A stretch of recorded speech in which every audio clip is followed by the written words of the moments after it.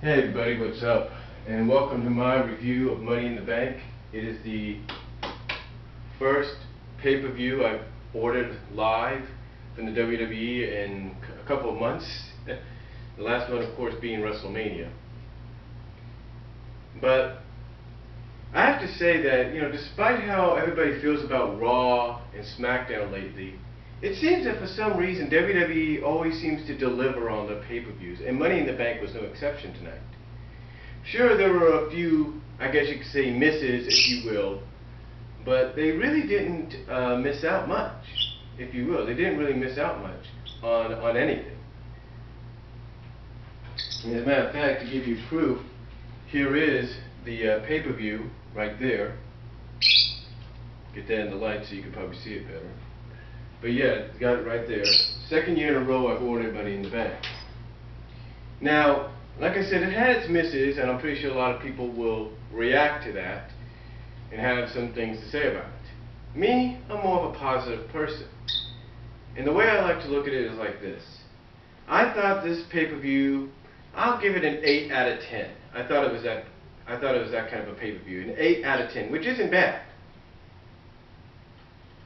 Now, first of all, we kicked off the show, well actually the pre-show started with Kofi and R-Truth against Hunico and Camacho, and of course Kofi and R-Truth went over. I saw it on pay-per-view. I don't know if anybody has problems with their feed on YouTube when it's live for WWE, but I didn't have no problem whatsoever. But then after that, we finally get into after they preview more of what the pay-per-view is going to have and everything, we finally get into the pay-per-view. And we start off with the 8-man World Heavyweight Championship Money in the Bank contract match. And I said in my predictions booking preview show that I felt it was going to go 3 ways booking-wise. The WWE is going to book it 3 ways. Either they were going to go with Ziggler, Sandow, or Rhodes. And as a fan prediction, I would have liked to see Tyson Kidd. Well, this match was decent. I know some people may have some criticism about it, but I thought it was okay. I mean, Christian does a spears Rhodes, I think it's Rhodes, off of the ladder. You had Tyson Kidd perform some kind of sunset flip reverse powerbomb on Dolph. I mean, the match was just everywhere, and Sandow, I'll give him credit, he did actually do pretty well in this match. It looked like a couple of times that he was going to win it. Santino was entertaining in it, I'll give him that, kind of showing that he has a fear of heights and everything. Overall, it was very decent. You had your spots and everything, let's not deny that. You had your spots, there's no denying that. Tensai proved his dominance throughout the match. As a matter of fact, we had a repeat of last year with Sin Cara, but not as bad. Basically, Tensai set up the ladder between the announce table and the ring. And unlike what Sheamus did last year when he powerbombed Sin Cara through the ladder and made it break, this ladder did not break. He just bounced right off, and that was it. And then Tensai grabs Ziggler. Ziggler's trying to come after him too. Grabs him and just tosses him right over the announce table like he's nothing. But overall, this was a very, very good match. Very, very good opener, especially for the Money in the Bank. And in the end, it looked like, I think it was going to be Christian that was going to win, but that wasn't the case. He ended up losing his grip or something, and Dolph Ziggler ends up going over. So what I said, they went with Option Ziggler, or Option Z as I like to call it, the booking team of WWE, and they gave it to Ziggler, which I think is a good choice. So Ziggler gets a shot at this whenever he wants. And speaking of which, the match that followed was for the World Heavyweight Championship between Del Rio and Sheamus. And the match, I thought, was pretty good. They gave the match enough time. They kind of showed that Sheamus is not as dominant as he seems to be. I'm checking my dog out here, you see. I'm wondering if she senses my mom coming home or not, because she's out shopping right now with my sisters. But anyway, they gave this match plenty of time, and it was decent. It was pretty good. It showed that Sheamus isn't as invincible as he seems to be, and that he can be dominated, especially if he's, selling the fact that he's not 100%. I mean, the match back and forth, mostly dominated by Del Rio, but in the end, he ended up getting hit with the Irish Curse backbreaker, and then hit with a brogue kick, and that was it. So they kept the title on Sheamus, which, as I think I put in I think I may have said they may book it this way because, they may, if they do a rematch, they'll want to put the belt on Del Rio in the Los Angeles area at SummerSlam, which I think would be a better choice. Now, however, after the match, as Del Rio is celebrating, he gets attacked from behind, or distracted from behind by Ricardo, giving Del Rio a chance to attack him. And then, after he's beaten down by both men, kicked and stomped and everything, what happens next? Well, you hear the fans cheering for it, they're chanting it, and out comes Dolph Ziggler. And almost immediately after he wins, he comes right out. And you think he's going to do it, but Del Rio stops him. It's like, no, it's my title. You're not getting it mine. And it looked like, he pushed Del Rio away, kind of shoved him and Rodriguez away with the briefcase.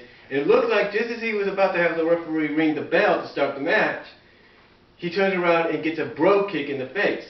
So basically, he does not cash in just yet, but he does hold on to the briefcase. So Ziggler was about to, but it didn't happen. So Sheamus is still champion. And I'm easy guessing we're going to see at the end of a world title match at SummerSlam, he's going to cash in, or he's going to cash in on the Falcons Raw. I feel it coming. I really do. But Sheamus does retain. Decent match, was given plenty of time.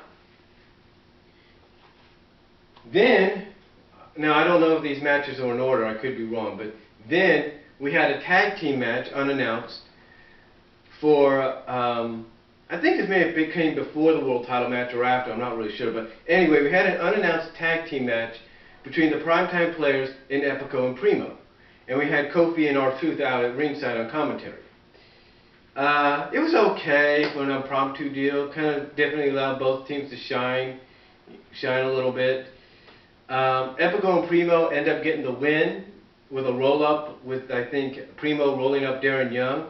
And then we had a little bit of a confrontation between the Primetime Players and R-Truth, I guess you want to call them that, or whatever, Truth and Kofi. And Truth throws water right in the face of AW, so, and then AW wants to fight him right then and there, so, but yeah, that's basically came out of that. It was okay for a last minute addition, but it was alright.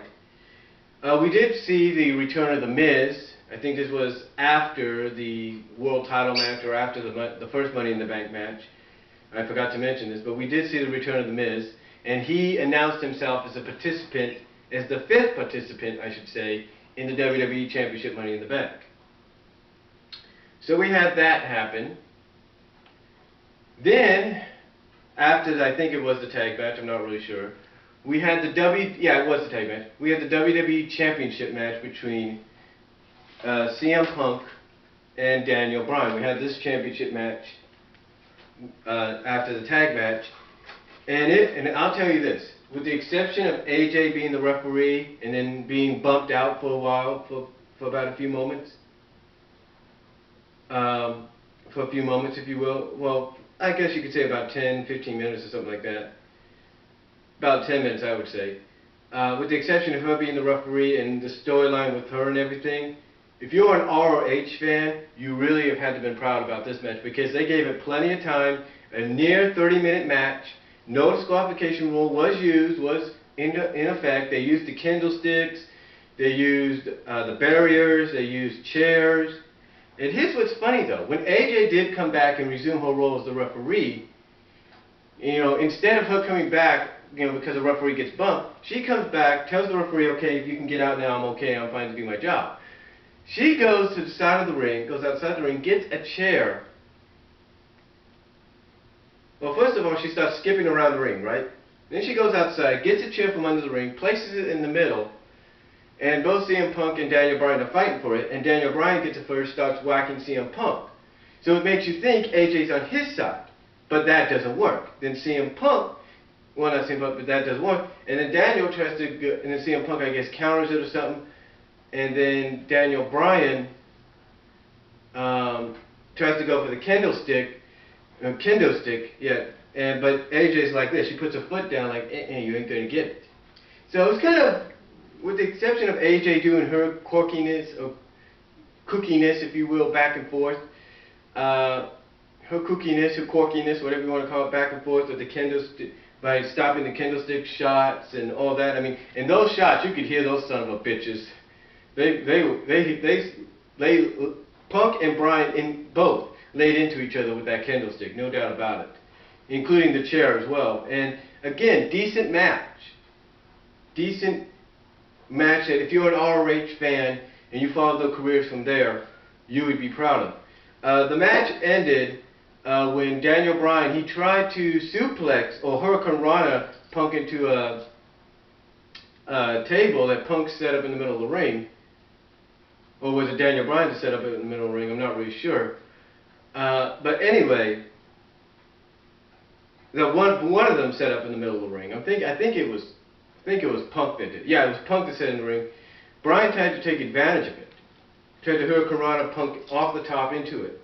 Punk reversed it and was able to back suplex Daniel Bryan from the top to the through the table, and thus get the win. The 1, 2, 3. CM Punk remains WWE Champion. Now you could obviously see through the reaction of AJ that, and I think the announcer said it best storyline-wise, this was not what AJ wanted. It's like she wanted something else. And my only guess storyline was that she probably wanted to go with a double pin and a draw or something. We'll see what comes out of it tomorrow night on Raw, but that's what I look at. But again, CM Punk retains, and there's a reason he retained, and you'll find out in just a little bit. After that, we had another Ryback squash match, but this time, believe it or not, Ryback actually had to earn the match because it wasn't against two independent local jobbers or anything like that. No, it was against Tyler Rex and Kurt Hawkins, an actual tag team. And they gave him his money's worth. It was about a 5-minute match, 5 minutes of having to earn it and everything. Well, it's not pretty damn good, but I will say this. I will give WWE credit. They're at least making Ryback seem vulnerable and not as invincible and as unstoppable as he seems to be, but they still keep him undefeated. But the good thing about this is they're making him look vulnerable. They're making him look human. But Ryback does win the match, pins Tyler Rex after his shell shock finisher. And then another impromptu match, an impromptu Divas match. We have the team of Layla, Caitlyn, and Tamina facing Beth Phoenix, Natalya, and Eve.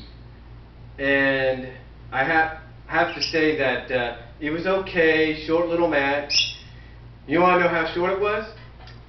I recorded this pay-per-view on the LP mode, the 4-hour speed mode, the 4-hour recording mode.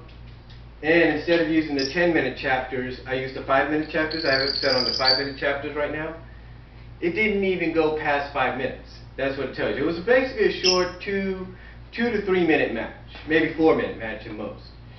The match ended when Tamina super kicked Beth Phoenix right in the face, knocked her silly, it looked like, and Layla hit her with the layout to get the win. So it looks like, to me, they're still pushing Layla as the champion, but it looks like by having Eve involved in this match, they might start something there, I'm not really sure.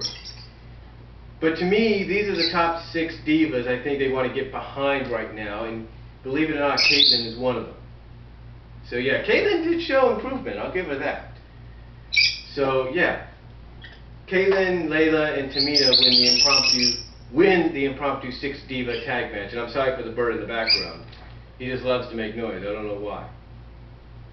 But yeah, Layla, Tamina, and Caitlyn win the impromptu 6 diva tag match. Then we had, not the 4 former champion, but 5 former WWE champion, Money in the Bank championship contract match for a shot at any time, any place for this, with John Cena, Chris Jericho, Kane, Big Show, and The Miz. And I have to say, I know some people were against this at first, but I have to say I thought this was pretty good.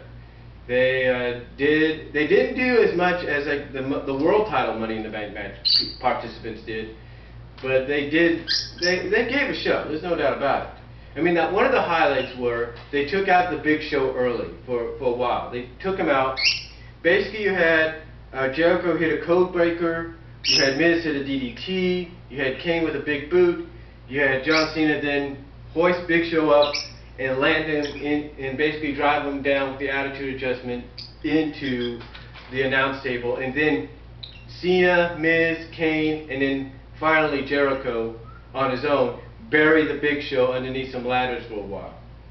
And then basically it was a 4-person race. And they did pretty good. Cena did good, believe it or not. Jericho did good. Miz back did pretty good as well, and so did Kane. I mean, they all battled up above that ladder and above the ladders. They used the ladders with weapons. They went back and forth. It was really intriguing. It was really cool to see that happening. I mean, we had a 10-knuckle shuffle. I mean, here you had Miz here, you had Cena, you had Miz here, you had Jericho here, and you had Cena do this. Boom! 10-knuckle shuffle right on them. And then he suplexed, well not suplexes, I think attitude adjustments, I think it's attitude adjustments, Kane onto the ladder as well.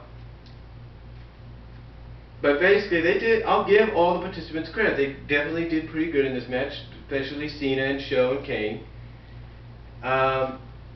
And just when it looked like Jericho was going to win, Big Show comes out, basically almost like rises from the dead out of the ladders, and basically breaks the middle of the ladder. You know the little holding bars for the ladder when you set it up? He breaks them and basically beats the hell out of Jericho with the ladder, tosses the ladder on top of him, looks like he injures Jericho's arm a little bit, does the same thing, takes the ladder, drops it on Kane, I think, and then on Miz. And I'm thinking, okay, he's wiped everybody out. He even wiped out Cena by setting Cena up against the ropes and a ladder on top of him. He wipes him out. And I'm thinking, okay, he's going to do this now. He's going to wave it down. But no. You know what we get, folks? You know what we got? We got a repeat, I think of last year. I'm not really sure if it's the last year or 2 years before, of his first Money in the Bank appearance. When Big Show was in his first Money in the Bank, we had a repeat of that when he brought out the big ladder. And it looked like it was a little bit bigger, a few inches, maybe a foot bigger than the last one he used. But it was huge. But still, that didn't help him. I mean, it looked like a couple of times when he set that thing up, it looked like as he was climbing, he was going to get it. But you had Kane fighting him on top, you had Jericho, you had Miz, you had everybody taking him out, basically. And I think it was Jericho with a chair that took him out off the ladder first. And then you had Cena up there and everything. And one of the other highlights of this match was when Miz and Jericho were on top of this big ladder. Jericho looked like he had it, and they were fighting. And Jericho was like, all of a sudden, lets loose of the ladder, and he's holding on to the briefcase, and he's like in midair. He's holding on, and then gets back over to the ladder. And as they're fighting, they don't even notice Big Show's coming up next to Miz, and Jericho's looking up. He's got this expression, very priceless. He's reaching up, and all of a sudden he looks at Big Show and is like, oh shit. He's got this like a oh shit look. And next thing you know, boom, knockout punch to Jericho, knockout to Miz, and then here comes Cena. And it looks like, okay, first of all, before Cena got up there, it looked like, okay, he knocked both guys out, and it looks like he's going to win it, right? Cena comes up, and it looks like he's about to get knocked out too, but he blocks it with the briefcase. He blocks it, and then blocks another hit with the briefcase. And what happens next is Big Show keeps, like I said, keeps hitting it.